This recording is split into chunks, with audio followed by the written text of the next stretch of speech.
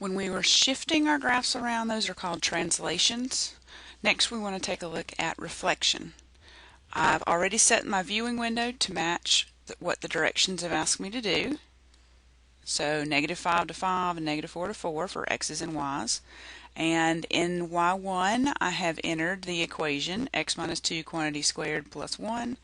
And then in y2, I'm going to graph the opposite of the equation in y1. So if we press graph,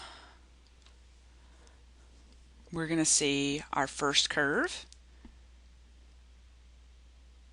and then the second curve drawn. Okay, and the title of this section is a hint about what the relationship is. The second graph is the reflection of the first graph over the over the x-axis. So kind of imagine that the x-axis is a mirror, and you see a mirror image or a reflection of the first graph. So the two graphs are reflections in the not the y-axis, it's the x-axis.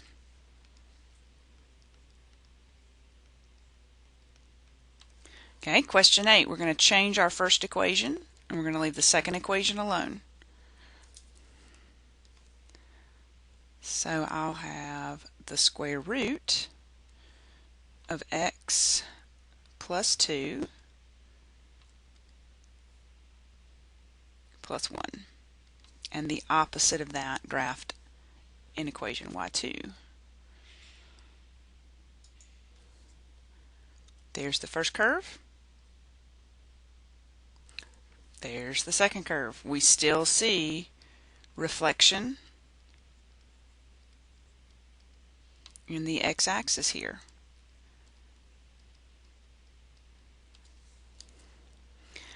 Alright, so question 9. We're changing the equation in y1 again. So x cubed minus 3x squared plus x plus 1. And then we're going to graph the opposite of y1 of x for the second equation. So there's our cubic function. And there's the opposite of our cubic function, which again, I see reflection in the y-axis.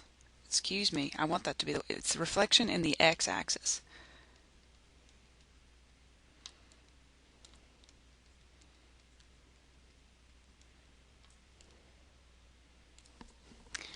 So it appears that putting a negative in front of the equation just kind of flips that graph over the x-axis. Next, we're going to take a look at what happens if you put a negative in front of x in the equation.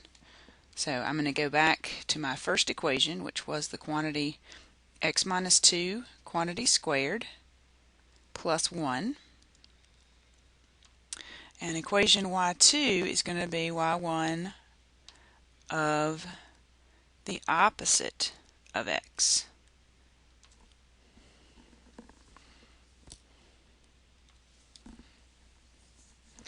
There's our first curve, and there's the second curve. This time I see the y-axis acting kind of like a mirror.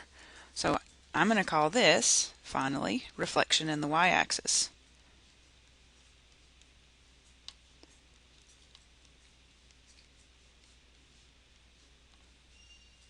If we change the first equation,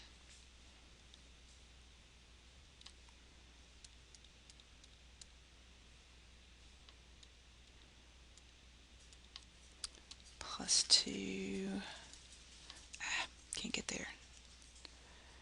Okay, changing the first equation,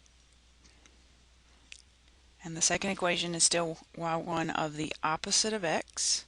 Again, with the it's just like that first equation, the first graph is flipped over the y-axis.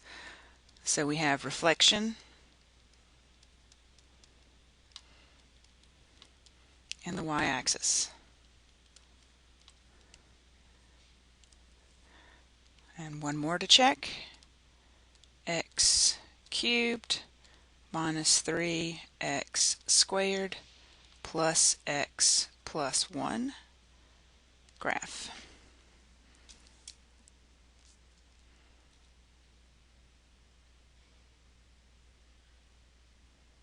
All right, and again, reflection in the y-axis. So to generalize that, in question number 13, the graph of y equals the opposite of f of x. Think about what happened when we took the opposite of the entire function. That's reflected about the x-axis. It's the same shape graph, it's just flipped over the x-axis. Y equal f of the opposite of x is the same shape graph, it's just flipped over the y-axis.